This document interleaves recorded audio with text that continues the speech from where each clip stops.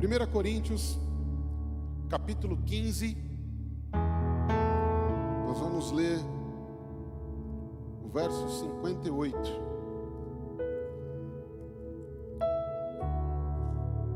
E o verso 58 na NVI diz assim: portanto, meus amados irmãos, mantenham-se firmes e que nada os abale.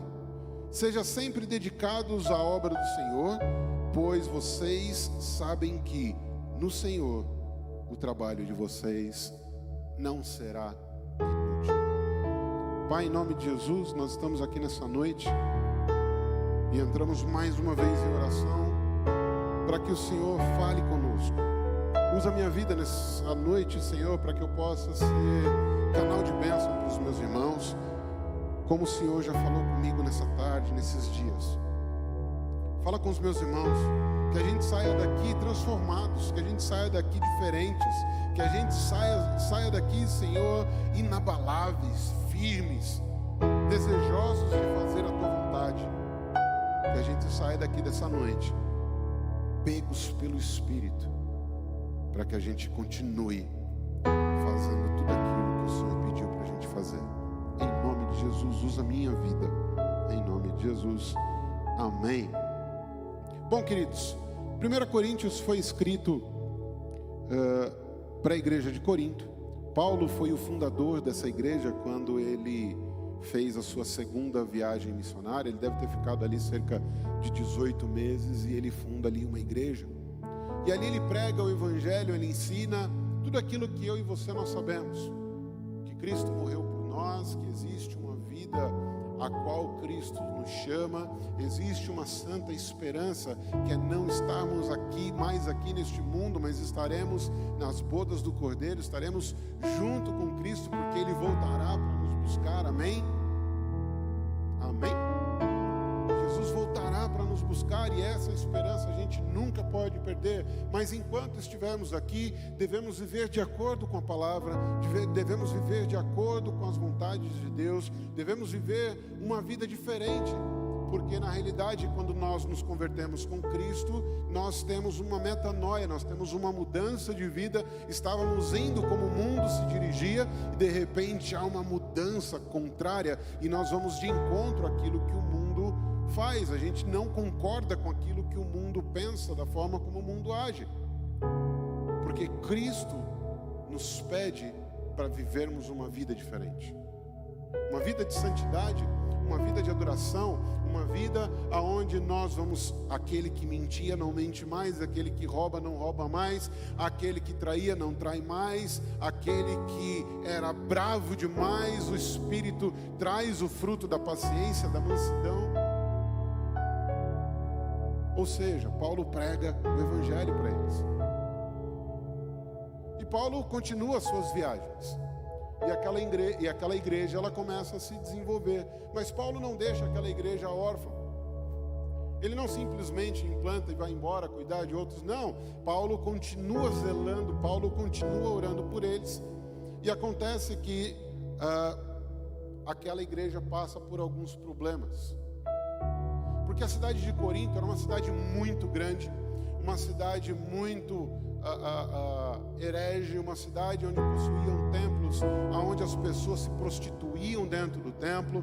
Existiam templos que não eram de acordo com a vontade de Jesus, ou seja, era uma cidade muito grande, uma cidade muito pecaminosa, uma cidade onde continuar com valores cristãos, convivendo naqueles dias, era muito difícil.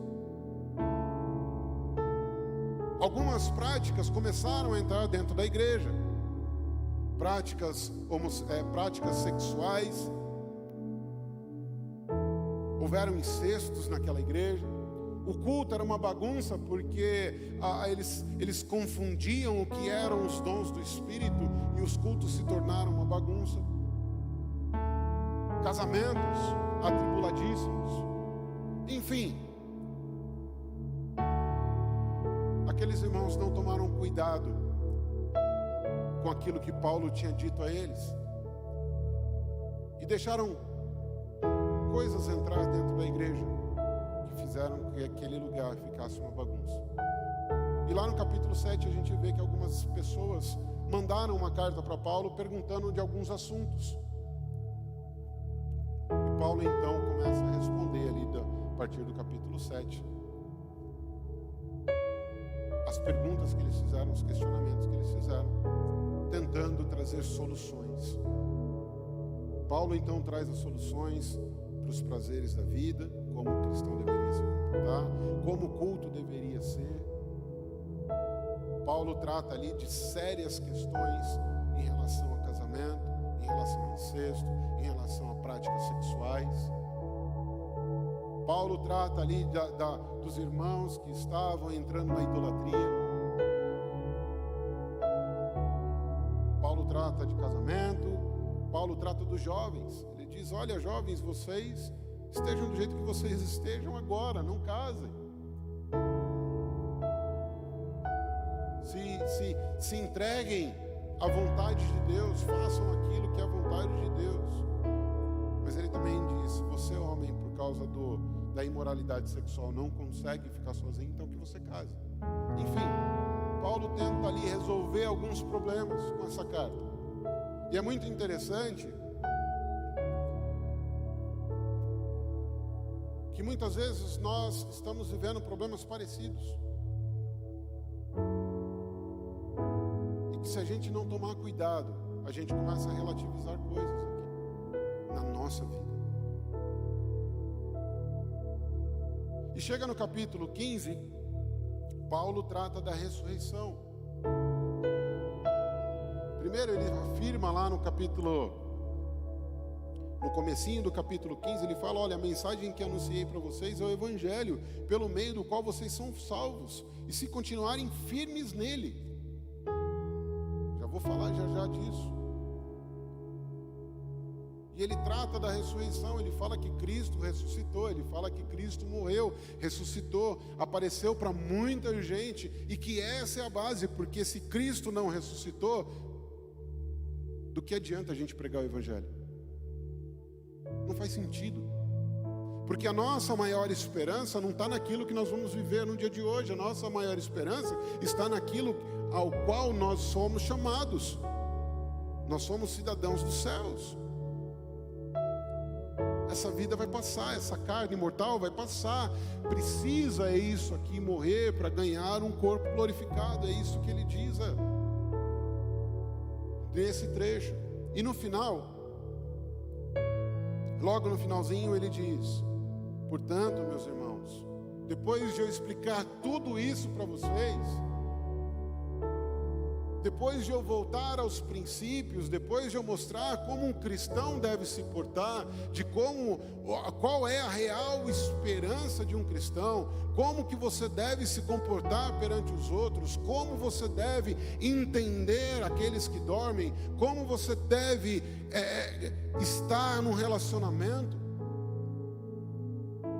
Depois de eu explicar para você que dentro de um relacionamento, o teu corpo já não é mais seu, é da sua esposa, e da sua esposa não é mais dela, é teu, porque vocês dois devem estar juntos no casamento. Que fique bem claro, nós temos jovens aqui. Antes do casamento é pecado, e o diabo está doido que você faça. Depois do casamento, se não fizer, é pecado, porque o diabo está querendo que você não faça. Paulo explica que é para você fazer. Enfim, depois de tudo isso, prestem atenção. Sejam firmes e inabaláveis.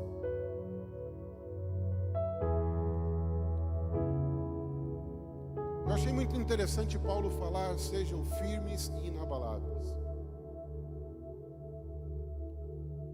Nós sabemos que quem convence a gente do pecado, da justiça e do juízo é o Espírito Santo, através da mensagem que é pregada, através da Bíblia, através das palavras do nosso Senhor, junto com o Espírito Santo, ele nos convence do pecado, da justiça e do juízo.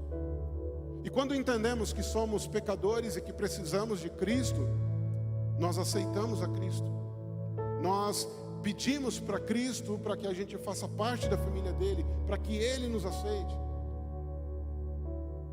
para que o Espírito Santo faça morada dentro de nós, e isso nós entendemos. Então existe a parte de Deus no processo da salvação, e existe a nossa parte, que é quando nós clamamos ao nosso Senhor e reconhecemos, porque nós temos que nos arrepender.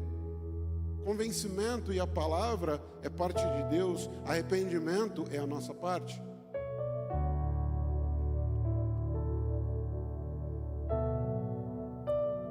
Traçando um paralelo aqui, quando ele diz, sejam firmes, essa é uma ação que cabe a mim e a você. O Espírito Santo nos auxilia na nossa fraqueza.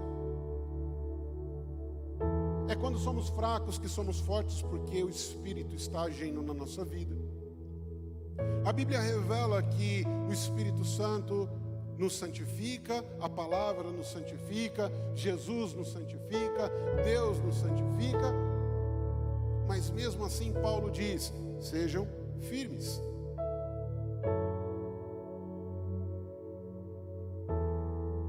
Sejam firmes. O que é ser firme? Ser firme é ser sólido. Ser firme é ser resoluto. Aquele que não hesita ou não vacila. Aquele que fala em tom firme. Ele não recua. Constante, perseverante, tem propósitos firmes, uma crença firme. Isso é algo que eu e você nós devemos buscar sempre. Por que Paulo diz isso para esses irmãos? Porque Paulo prega esse mesmo evangelho para eles. E por algum motivo, seja pela cidade, seja pelo ambiente em que ele estava, a gente também anda em ambientes estranhos. A gente também passa... Gente, nós não estamos, e eu sei que é chover no molhado, mas nós não estamos nesse ambiente aqui 24 horas. Existem situações que você é colocado, que você precisa se manter firme.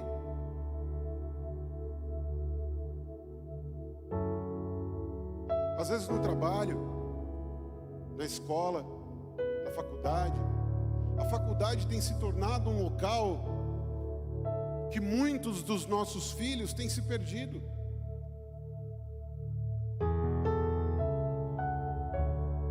Porque talvez nós não estamos ensinando os nossos filhos a serem firmes.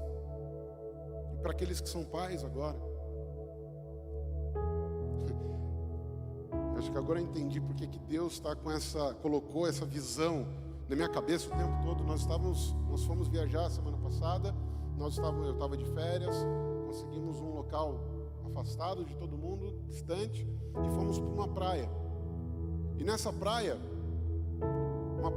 não tinha ninguém na praia. Tinha 2 pessoas andando de bicicleta para lá e para cá, mas ela vinha daqui 15, 20 minutos, ela voltava, porque a praia era extensa. Então ficamos ali sentadinhos, e a praia, conforme a gente anda, você anda os primeiros 15, 20 metros, a água está na canela. Aí você vai andar mais 150 metros, a água chegou na ponta do joelho. Aí você anda mais, 200 metros, a água está aqui, na coxa. Ou seja, uma praia que você fica seguro. Nós colocamos os nossos filhos lá e deixam eles brincarem.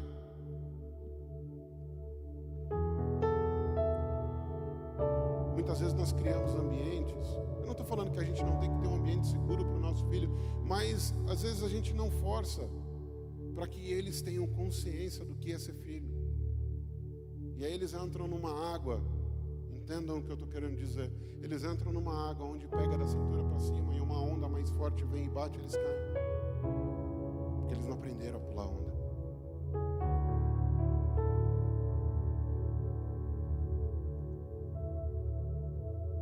O duro é quando acontece isso com a gente.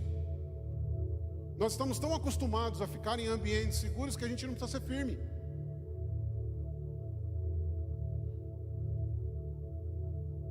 Nós não buscamos essa firmeza. Pastor, Como é que eu busco essa firmeza? Existe uma forma? Existe sim. Existe uma forma da gente sempre buscar estar firme, porque se não existisse, Paulo não diria para a gente, porque os conselhos que Paulo dá para aquela igreja é um conselho que cabe para mim e para você ainda hoje. Hoje eu estou dizendo para você, o Espírito vem dizer para nós, para mim e para você, sejam firmes e inabaláveis, porque é a palavra do Senhor para nós. O que nos leva, talvez, a perdermos a firmeza que um dia nós tivemos? Porque às vezes escutamos o Evangelho no princípio, assim como eu vim do mundo, e nós estávamos, nossa, eu queria enfiar a Bíblia na cabeça de todo mundo, eu queria pregar o Evangelho por aí. As pessoas falavam, você é crente, eu sou, graças a Deus. Você tinha perdido o medo de tudo, você era frente, você era firme. Hoje você falar que é crente, às vezes, eu sei que aqui não tem ninguém, aqui a gente está aprendendo para a gente explicar para outras pessoas.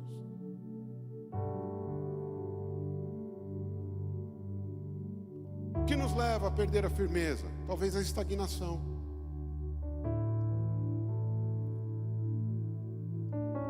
Deixa eu ficar no meu cantinho aqui, já sofri demais. Não quero aprender o que eu sei, já está bom, está suficiente, não preciso mais. A palavra diz que nós temos que crescer no conhecimento do Senhor, mas nós paramos. Falava hoje com a Nádia que às vezes os filhos das trevas são mais prudentes que os filhos da luz, porque não temos mais contato, estagnamos. Não queremos mais trabalhar na obra do Senhor. E eu não estou nem falando de trabalhar aqui no altar, não estou falando da gente arrumar as cadeiras, não estou falando da gente limpar a igreja ou pregar, não, nada disso. Eu estou falando simplesmente da gente pregar o Evangelho. A gente estagnou. E há uma migração hoje, irmãos. Deus sabe como isso dói no meu coração. Há uma migração hoje de crente, e eu não tenho nada contra isso, ok? Às vezes se faz necessário, um crente sai de uma igreja, vai para outra, o outro para outra, mas existem aqueles que querem buscar a bênção em diferentes lugares. Mas na hora de falar do amor de Jesus, na hora de falar exatamente isso que Paulo disse para esses irmãos em Corinto: olha, vocês precisam de um Deus para salvar vocês, porque todos nós estamos julgados. O primeiro Adão veio e trouxe a semente do pecado, e por isso já estamos julgados e condenados. Nós não temos esperança, essa vida é a última que nós teremos aqui. Mas se Cristo entrar na tua vida, existe uma santa esperança de que Ele vai vir nos buscar, e você não vai passar a eternidade num lugar desagradável.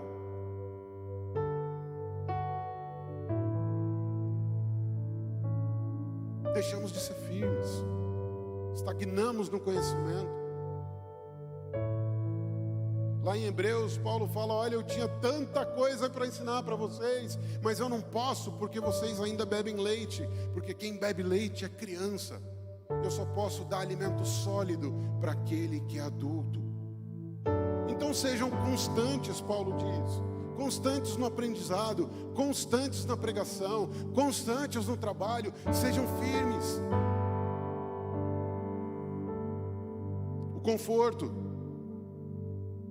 como eu falei, estava lá na praia, sentado na cadeira, olhando eles de longe, sabendo que a onda mais forte não iria bater eles. Estou confortável. Tem outros para falar sobre o amor de Deus. Tem outros para falar da doçura do Espírito.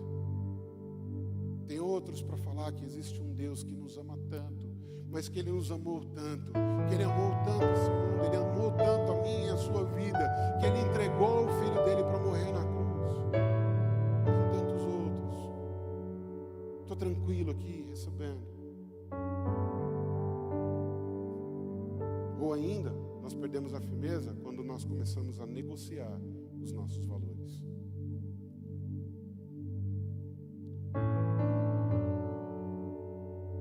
Não negocie quem você é. Não negocie aquilo que o Espírito colocou dentro de você. Não negocie o teu propósito. Não negocie o teu chamado. Não negocie a tua família. Não negocie os teus filhos. Não negocie o trabalho que Jesus colocou para você. Não negocie a palavra de Deus. Mas pastor, apareceu um negócio da China aqui, mas eu vou ter que fazer só um negocinho. Não negocie. Não negocie quem você é. Não negocie quem você se tornou em Cristo. Porque a palavra de Deus diz que a vontade dele é boa, perfeita e agradável. A palavra dele diz que ele sonhou com você antes mesmo de você ter forma. A palavra dele diz que ele tem sonhos para a tua vida. A palavra dele diz que ele tem propósitos, que ele tem direção. E quando nós negociamos essas coisas, nós negociamos os nossos valores, quando nós negociamos quem nós somos, nós estamos dizendo para Deus: não vale a pena te servir. Não vale a pena andar contigo quando nós negociamos. Quando nós deixamos de ser firme, nós estamos dizendo para Deus: não sei se isso vale a pena. E veja o que a palavra dele diz, lá em Provérbios 28:14, diz: como é feliz o homem que é constante no temor do Senhor. Ser firme requer constância. Hebreus 5 foi o que eu falei para vocês. Quem se alimenta de leite é criança e não tem experiência no ensino da justiça. O tempo de ser criança passou. Para muitos, recuperem o tempo, porque à medida em que você busca o Espírito Santo, à medida em que você busca Deus, Deus se revela a você. Nós sempre queremos Deus se revelando a nós, mas e a nossa parte? Devemos fazer. E ele fala ainda: mas o alimento sólido é para adultos, os quais pelo exercício constante, ou seja, os quais pela prática do que aprenderam. Não é o quanto você sabe, mas é o quanto você pratica. O pouco que você sabe. Mas por exercícios constantes, prática, tornam-se aptos para discernir o bem e o mal. E lá em Salmo 119 ele diz: a tua palavra é lâmpada que ilumina os meus passos e luz que clareia os meus caminhos. Muitas vezes estamos andando por lugares escuros, muitas vezes estamos tropeçando porque nós não estamos dando ouvido à palavra do Senhor.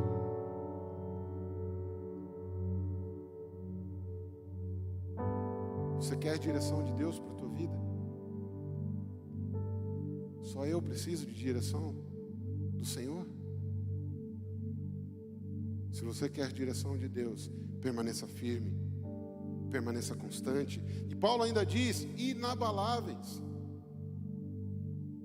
Eu posso ser firme e abalável? Pode. Às vezes temos convicções, somos firmes assim como um tronco de uma árvore, assim como uma árvore é. Árvore bonita, grande, mas que ela não buscou se enraizar. Se você cortar o tronco daquela árvore, você vai ver como o tronco dela é firme. Mas por ela não estar enraizada, por a raiz dela não buscar a profundidade, aonde existe alimento, aonde existe água, ela é facilmente arrancada. Firmes e inabaláveis. Acho que vocês viram o pastor Marcelo dizendo dos desigrejados. A pandemia veio, o chacoalhão veio.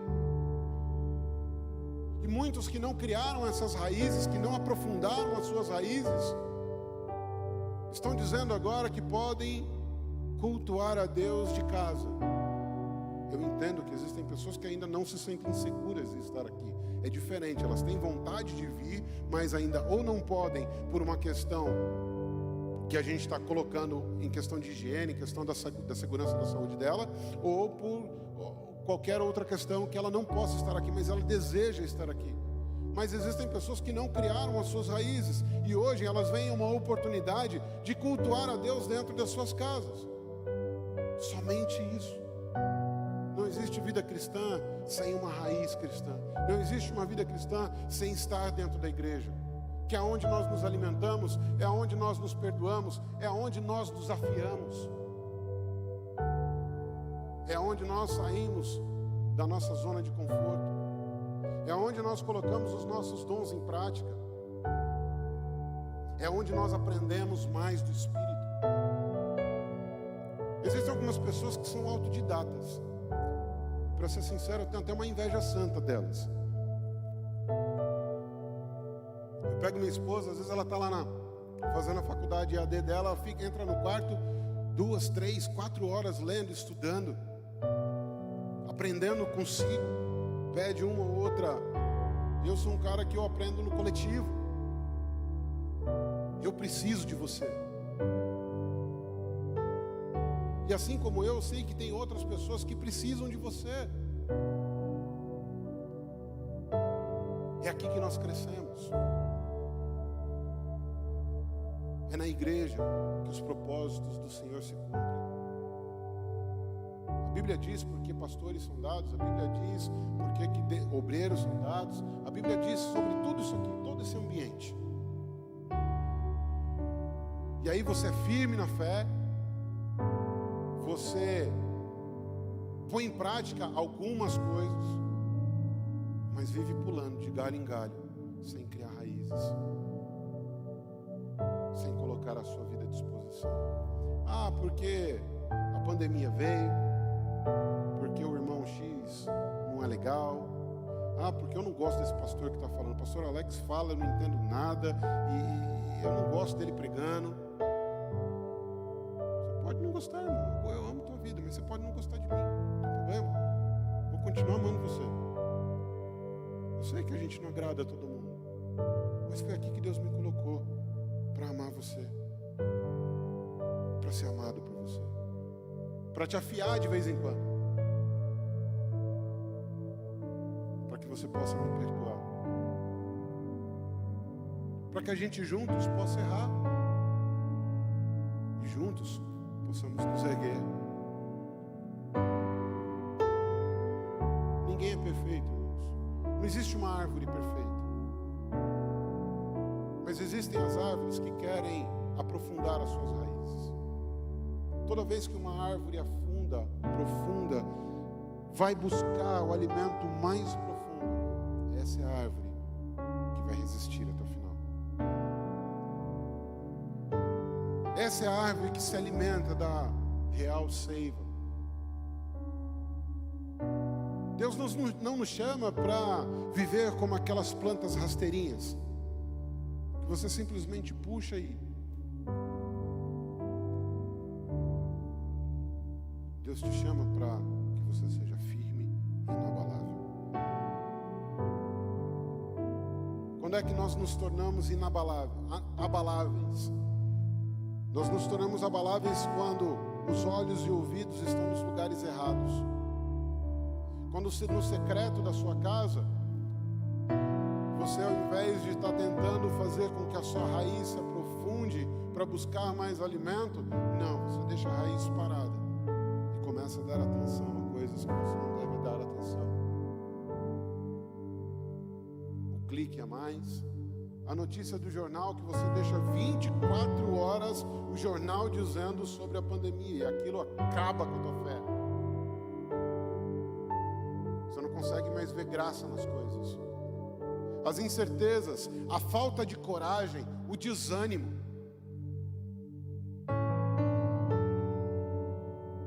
Tudo isso abala a gente. Desconfianças nas promessas do Senhor. Deus tem um propósito para mim, mas ele não acontece. Não vai acontecer quando a gente quer, tem que acontecer quando nós estivermos preparados. A gente tem que continuar se preparando. Como o meu amigo pastor Marcelo diz, tudo que acontece na nossa vida com Deus é um desdobrar daquilo que o Espírito vai fazendo e vai colocando na nossa vida.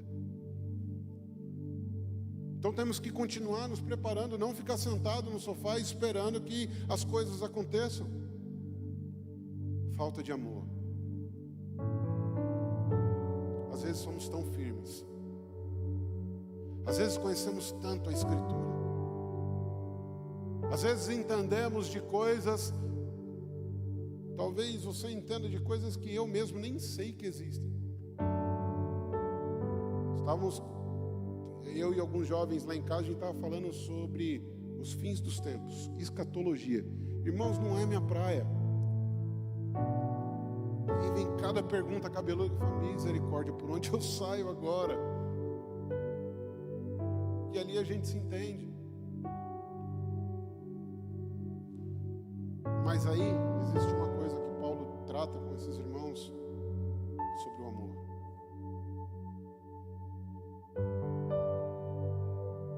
Às vezes nos falta amor para perdoar, para saber que as pessoas realmente, algumas delas, estão com suas raízes ainda sobre o chão.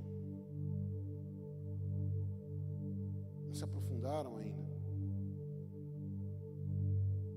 E a gente precisa praticar mais.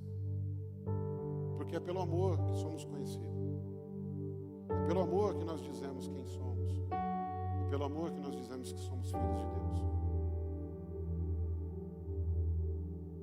Firmes e inabaláveis.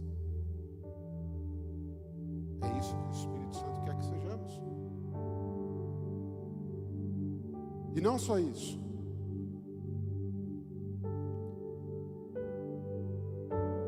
Ele diz, sejam abundantes na obra do Senhor. Ser abundante na obra do Senhor é viver por fé. Ser abundante na obra do Senhor é ter sensibilidade com o Espírito. A igreja escuta o que o Espírito diz. Faz quanto tempo que a gente não para pedir sensibilidade? Eu fiz uma pergunta para os jovens há um tempo atrás, não muito tempo. Falei, faz quanto tempo que a gente não para jejuar? Simplesmente porque nós queremos intimidade. Não é jejuar por algum propósito. Jejuar porque nós queremos a cura de alguém. Jejuar porque nós queremos, sei lá, um emprego diferente. Pastor, tem erro nisso? Não tem. É a sua fé. Mas faz quanto tempo que a gente não é abundante na simples buscar o Espírito Santo para ver o que Ele quer que eu faça para Ele, para que a glória dele se manifeste através de mim na vida de outras pessoas. A palavra de Deus diz que o Espírito Santo nos auxilia em oração, quando nós não sabemos orar. O Espírito Santo está aqui para nos ajudar.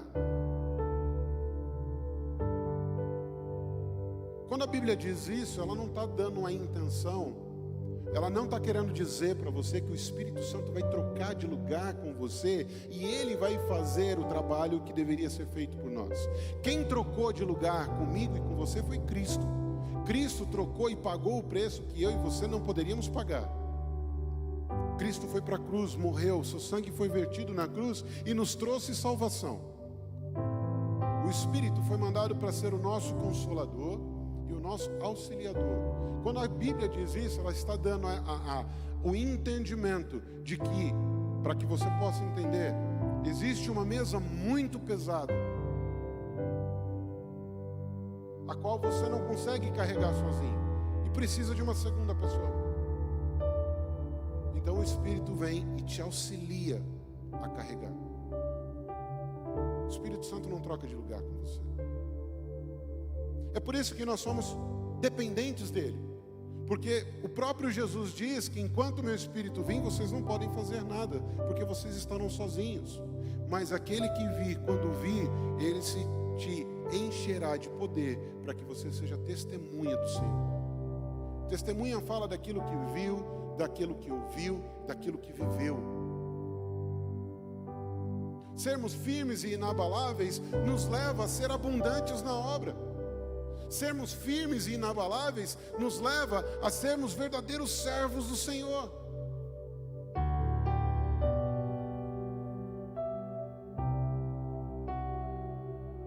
Há quanto tempo nós não paramos simplesmente por uma questão de intimidade? Não responde para mim. No começo dessa pandemia nós fizemos momentos de oração.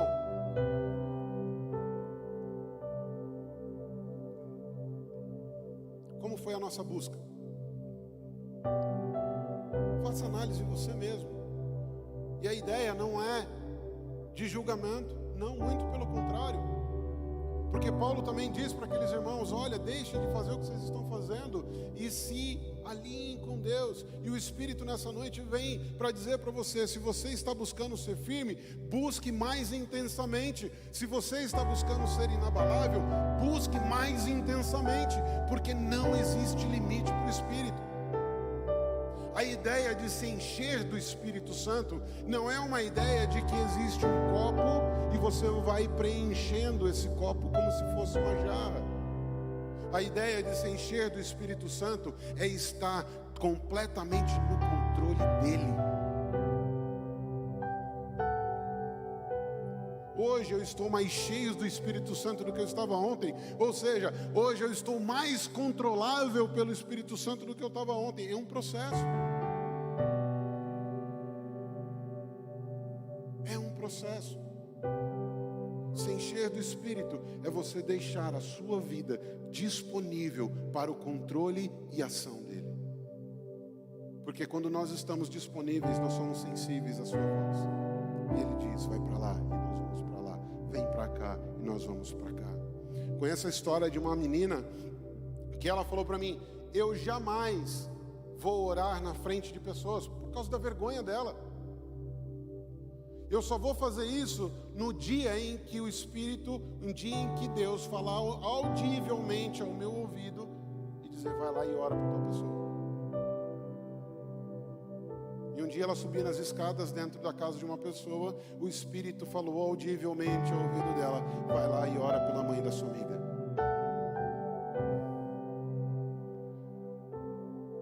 Senhor está doido? Vou não, você sabe que eu não vou. Mas o Espírito repetiu: você não pediu? Estou falando com você. Vai lá e ora. Ela foi e orou. E o que tinha para acontecer, aconteceu. Sensibilidade com o Espírito. Ser abundante na obra do Senhor é estar sensível àquilo que o Espírito pede.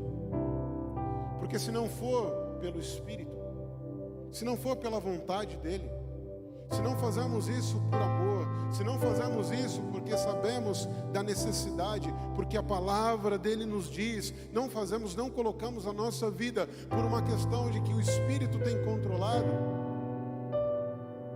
Paulo também diz que naquele dia nós seremos chamados, todos, e seremos julgados. E aquilo que a gente fez por nós mesmos, para aparecer, ele vai tacar fogo e vai dizer: olha, queimou como cinza, você não fez para mim. Mas estamos direcionados no Espírito, tudo que nós fizemos vai ser para a honra e para a glória do nosso Senhor.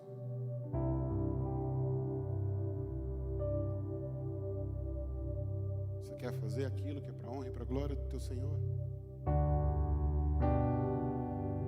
Hoje é o chamado do Espírito para você. Para ser sincero, o Espírito nem precisava. Mas Paulo ainda diz: vocês sabem que o vosso trabalho não é em vão. Deus pede para que sejamos firmes, inabaláveis, abundantes na sua obra. E tudo isso não será em vão. Paulo aqui, nesse capítulo, ele está falando do bendito dia em que Cristo voltará para nos buscar. E nós estaremos com Ele no céu. Nosso trabalho não vai ser em vão. Lembra que eu falei do amor? O Espírito diz: existem outras pessoas que não conhecem o meu amor ainda. Existem outras pessoas que não vão subir comigo, porque elas ainda não ouviram falar de mim. Existem outras pessoas que precisam ver em você a minha luz. O mundo lá fora tem clamado pelos filhos de Deus. Aquela luz que brilha na escuridão. Pastor, você está falando para eu ter uma vida perfeita? Não. Eu não tenho, como é que eu posso cobrar isso de alguém? Eu me estresso. A Nádia sabe. Pergunta para ela como que é eu dentro do carro às vezes. Não bota a cabeça para fora, não xingo ninguém, irmãos.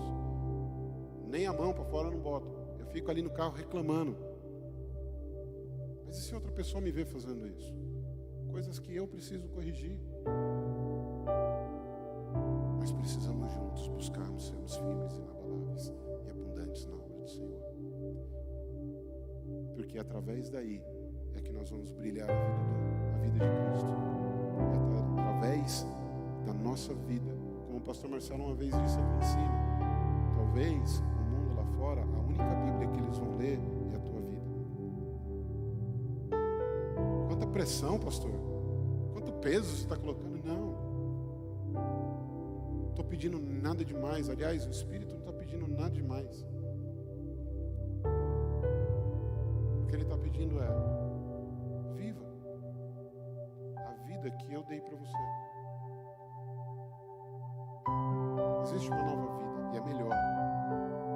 Existe um novo caminho e é melhor. Existe um novo propósito e é melhor. Ame aquilo que eu amei, que foi vidas. Faça aquilo que eu fiz, que foi obedecer ao Pai. É isso que Cristo nos pede. E a Bíblia diz que Cristo foi tentado em tudo. Tudo que eu e você passamos, Cristo também passou. E Ele falou: eu venci o mundo. Se eu venci, você pode vencer. Eu estou indo para o Pai. E aquele que me seguir, for fiel, aquele que for firme, inabalável, vai fazer obras maiores do que as que eu fiz. Você quer fazer obra maior do que o nosso Senhor fez? Você quer deixar a sua vida ser usada por Deus? Você quer permanecer firme? Você quer acabar com isso que está talvez destruindo a tua fé? Fique de pé.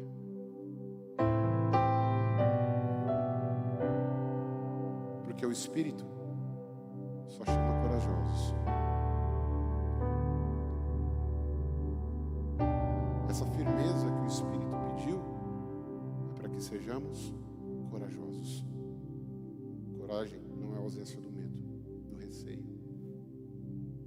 mas é aquilo que te leva a enfrentar talvez medos infundados.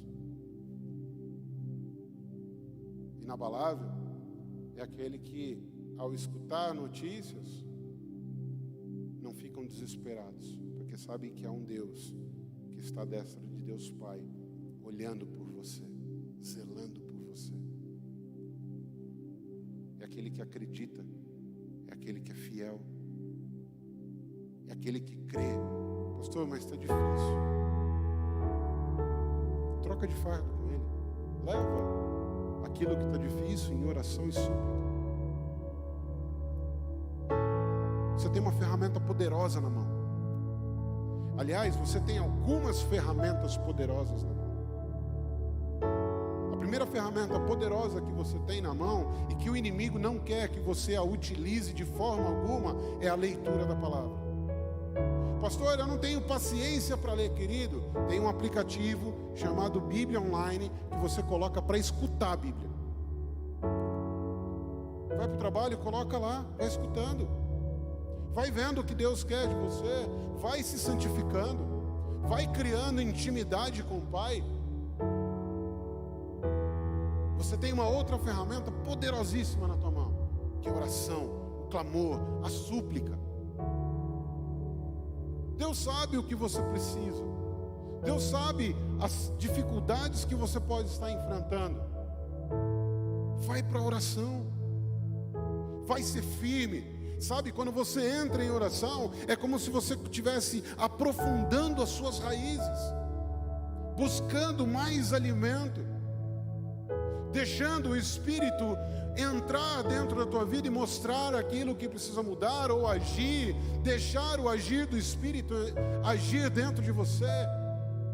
Quando você junta essas duas ferramentas, você tem uma arma poderosíssima na tua mão: leitura da palavra, conhecimento de Deus, orientação do Senhor e o Espírito movendo dentro de você. Porque oração não é só você falar. Essa tarde eu dizia para Deus: Deus, eu não sei o que eu vou dizer. E o Espírito disse: fica quieto, escuta o que eu vou falar. E Ele me trouxe aqui nessa noite para dizer que você pode se aprofundar mais, para dizer que você pode conhecer mais, para dizer que existe propósito para a tua vida, para dizer que você não está sozinho, para dizer que Ele sabe da situação que você está vivendo e você está enfrentando, para dizer dos medos que você tem, que você levou a Ele a essa noite em oração, e Ele vai responder. Ele tem respondido você, e Ele tem escutado o teu choro e tem visto a tua lágrima. O nosso Deus não é um Deus inerte. Ele é um Deus que, quando nós nos movimentamos para Ele, Ele se movimenta para nós.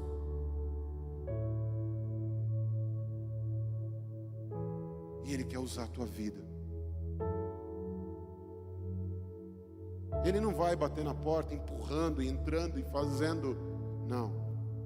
À medida em que você se entrega, à medida em que você cria raízes, à medida em que você cresce. Sabe o interessante da árvore? É que a árvore, se ela tiver uma raiz não muito profunda e você derrubar, ela morre. Agora, se essa árvore ela tiver raízes profundas e você cortar o tronco dela, ela nasce de novo.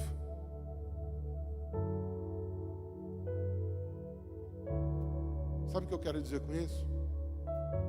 Você vai enfrentar problemas na vida e às vezes a vida vai cortar os troncos.